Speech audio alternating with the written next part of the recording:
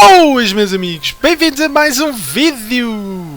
Hoje vamos falar sobre casas de apostas. E porquê casas de apostas, né? Especialmente da 365. Porquê é que eu vou falar disto? Porque estou farto de dar na cabeça de pessoas, então hoje apeteceu-me dar na cabeça de casas de apostas. E também porque li um artigo super interessante que mostra uma faceta muito real das casas de apostas que às vezes as pessoas podem não ter a percepção. Por isso, vamos já começar. 365. Para quem não conhece, eu acho que toda a gente conhece nas apostas, né? A casa a 365. Porquê? A casa 365 para já é das melhores casas do mundo, oferece bastantes mercados. É uma casa, isto é importante que se diga, uma casa recreativa, ou seja, eles querem apostadores basicamente que percam dinheiro, é mesmo assim. E se forem ganhadores, são limitados. É tão simples como isso e vamos ver esta realidade da 365. Aliás, a 365, aqui pela Wikipedia, vocês podem ver que já teve aqui algumas controvérsias. Aqui o Peter Qual, o diretor, não sei quem, não sei o que mais. Em outubro de 2014, viram apostas de cidadãos chineses através de domínios com nomes assim meio esquisitos, né? Sabem que isto na China, aquilo lá é uma ditadura praticamente, né? Lá não é fácil, mas pronto, é um mercado muito apetecível para o mundo das apostas. Sei lá, em 2016 o que é que eles dizem aqui? Venderam promessas de free bets, aparentemente no valor de 2,75 milhões e afinal não eram free bets nenhumas, enfim. Aliás, o executivo Dennis Coates, pelos vistos, é um dos mais bem pagos do Reino Unido em 2017. Enfim, outras coisas já se foram acusados de atrasarem pagamentos ou de simplesmente não pagarem a apostadores ganhadores. São práticas comuns. E vejam, isto é numa casa tipo das melhores do mundo, que tem da melhor reputação, mas é uma casa que não quer apostadores ganhadores. Eu falo da 365, mas isto é muito comum a outras casas recreativas, porque existem as casas profissionais. As casas profissionais são aquelas que não limitam os jogadores, não é? O seu modelo de negócio não está assente nesta parte de apostadores perdedores. Pronto, isto foi só uma introdução aqui à 365, mas agora vamos ver o artigo específico que eu estive a ler e achei muito interessante. Depois há um vídeo que eu vou deixar o link deste artigo, se calhar alguns de vocês leram, não faço a mínima ideia, e depois também deixo o vídeo referente a este artigo. Podem ver, são 8 minutos, o vídeo é muito interessante. Mas pronto, qual é a ideia deste artigo e esta investigação deste site, penso eu, australiano, que é o ABC? E aqui aparece dois personagens. Aparece um senhor que já trabalhou durante 18 meses, diz ele aqui, no apoio ao cliente, né? E supervisor na 365. E depois aparece também o perfil de um jogador de póquer que fazia tipo em part-time apostas na 365 e depois se viu limitado. E vamos ver algumas práticas das casas de apostas, que é muito interessante, eu acho, pelo menos, e também mostra a faceta menos, enfim, agradável das apostas. Já agora, isto, em termos de contexto, isto tem a ver com a 365 australiana, mas a política é a mesma, não é? Quer dizer, estão todas sobre a mesma alçada, mas na Austrália, aparentemente, eles aceitam muitas apostas via telefone, digo eu. Acho que as apps, pelo que eu percebi mais ou menos, lá não podem funcionar desse modo, então aceitam muita coisa por móvel. Eu acho que se calhar as coisas já mudaram, mas foi a ideia com que eu fiquei, não é? E ele aqui, este senhor, até disse que tinha receio de uma reação até da 365, não é? E é normal, não é? Até porque podem instaurar um processo qualquer, até eu, não é? Por estar a falar nisto, 365, se calhar podia-me instaurar um processo por quase difamação, talvez, não faço a mínima ideia. Mas eu estou a basear a minha opinião com base neste artigo, por isso acho que não vou ter problema, mas se tiver, depois eu digo-vos. Mas vejamos aqui algumas das coisas que ele diz que eu acho interessante. Pela primeira vez eles dizem que vocês vão ver como é que o algoritmo, não é? O que está por trás, todo o sistema, não é? Informática, aceita as vossas apostas, também tira métricas, não é? Do vosso comportamento de jogo. Eu acho que isto é perceptível para todas as pessoas, não é? Que realmente vivemos numa era de dados e é muito fácil imaginarem que uma casa de apostas sabe exatamente, não é? Aquilo que ganharam, aquilo que perderam, tem indicadores, tem fatores de risco, coisas desse género, não é? E é isto mesmo que nós vamos ver neste artigo. Depois temos um apostador, que eu estava a dizer, o jogador de póquer, que frequentemente utilizava stakes de $1000 e $5000 e depois viu as suas stakes reduzidas a 5, $10. E a 365 não explicava porque é que lhe tinham restringido as apostas. Entretanto, aqui a ABC fez a sua investigação e vai mostrar algo muito interessante, não é? Isto é um print do software lá do sistema da 365. E vejam aquilo que eu vos estou a dizer. Eles sabem exatamente o vosso perfil, têm muitos dados. Depois aparece aqui um fator de risco do jogador. E aparentemente este fator de risco de 0.025 é algo que a casa de apostas não quer, não é? Por isso é que lhe limitaram as stakes. Claro que a casa de apostas em si nunca lhes vai dizer isto. Mas pensem, todos os vossos dados, não é? As casas de apostas sabem exatamente o perfil de apostadores que vocês são. Exatamente. E se vocês forem um risco para essa casa de apostas recreativa, eles vão-vos fazer de tudo para que vocês saiam ou restringam ou matem-vos lentamente, né? Ou que desistam da casa, porque eles não vos querem lá. Eles não vos querem lá.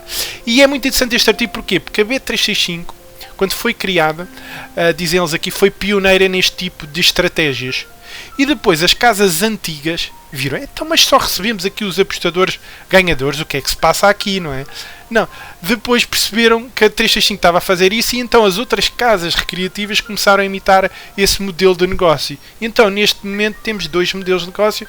Temos este modelo que é para as casas de apostas recreativas, em que não querem apostadores ganhadores, porque senão são limitados, ou são expulsos, ou fecham a conta, etc, etc. E depois há um modelo tipo de casas como, sei lá, a Pinnacle, em que não limitam os jogadores e em que ganham o seu dinheiro como se fosse a roleta do casino, não é? No longo prazo é expectável que, sei lá, a margem da roleta é, sei lá, 1%, 2%, já não me recordo, e no longo prazo eles estão à espera que a roleta dê 1, 2% do dinheiro. Por isso é que ainda existe até aos tempos de hoje, não é? Mas pronto, aí o modelo é diferente. Nestas casas profissionais, eles querem volume, querem muito dinheiro no mercado. Aliás, isso até os ajuda a estimar melhor a odd para o mercado, utilizando aquela noção de sabedoria das multidões. Mas pronto, continuando. Vem cá todo um software que faz o vosso risco e mede o vosso risco, não é? E é interessante quando o software detecta que vocês podem ser prejudiciais para a casa de apostas, não é? Ele começa logo, é automático, começa logo a limitar-vos as vossas apostas, mais ou menos. E outra coisa que eu às vezes vos digo muito e luto convosco é guardarem um registro, saberem exatamente os vossos indicadores. Aliás, já falei da média de ganhos, o turnover, qual é o vosso rácio de perdas e ganhos, o win-loss ratio. Eu sei isto já desde há muitos anos, eu sei exatamente todo o dinheiro que investi, perdi, etc. Eu tenho estes indicadores para mim e sei exatamente se poderei pôr em risco alguma coisa, se trabalhar com alguma casa de apostas, etc. Sei exatamente se a casa me vê como um apostador ganhador ou perdedor, porque eu tenho estes dados todos. Enfim, as casas de apostas têm, e se vocês ultrapassam estes limites, né, ou estes parâmetros não aconselhados, a casa vai entrar logo em ação. É automático, diz ele aqui.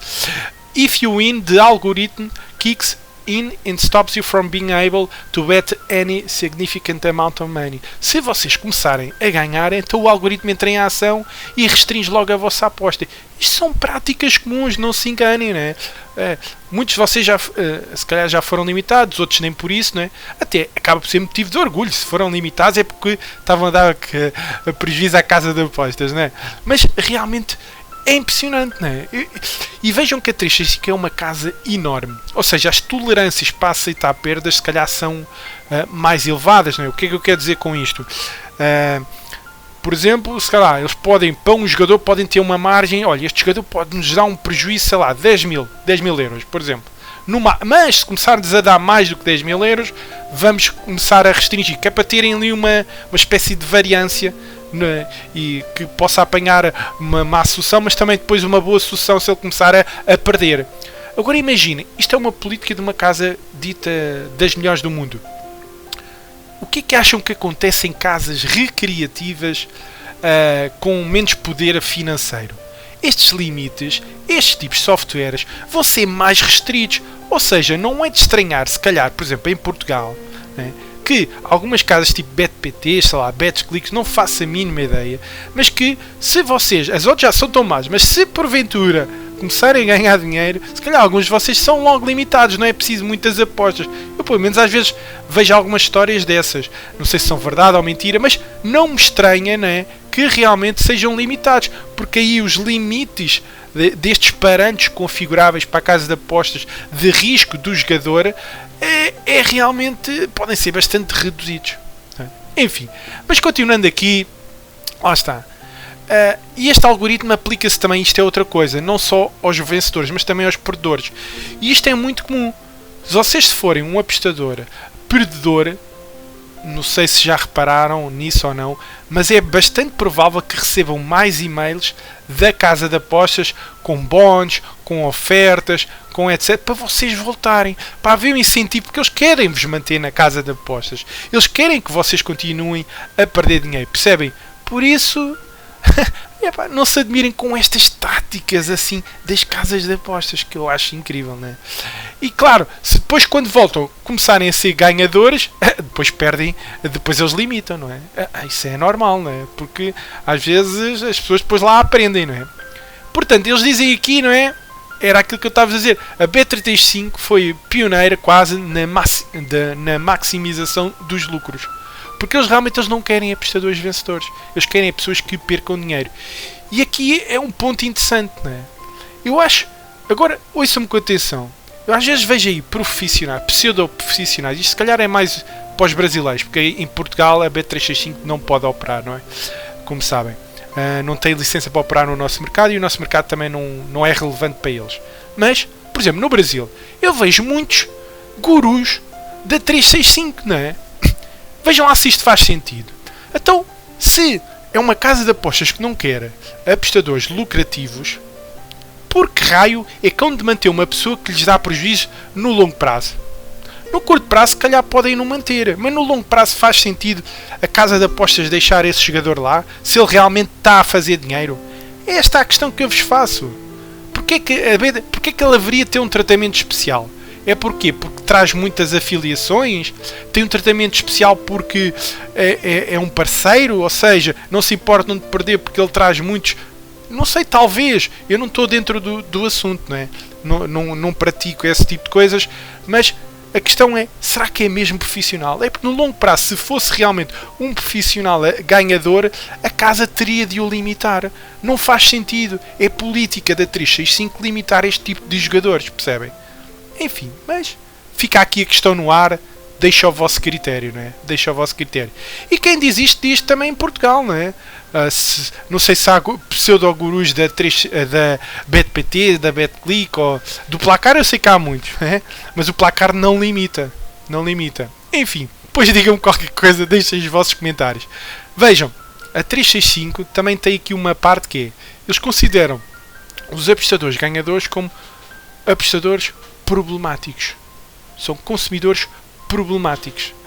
O que é muito interessante mesmo. Muito interessante. Enfim. Isto depois havia outra polémica que era o delay testing. Por exemplo, o nosso amigo que trabalhou lá, ele foi-lhe pedido para fazer um teste para ver a qualidade das chamadas. Mas na realidade era apenas uma tática barata da 365 de atrasar as chamadas. Porque eles recebiam muitas apostas por telefone. Enfim. É vergonhoso, é o que eu vos digo, tá? Estas práticas, se são na 365, imaginem o que não é numa casa com menos poder financeiro, não é? Vejam, aqui mostram novamente um software a dizer ali, a aplicar um delay added.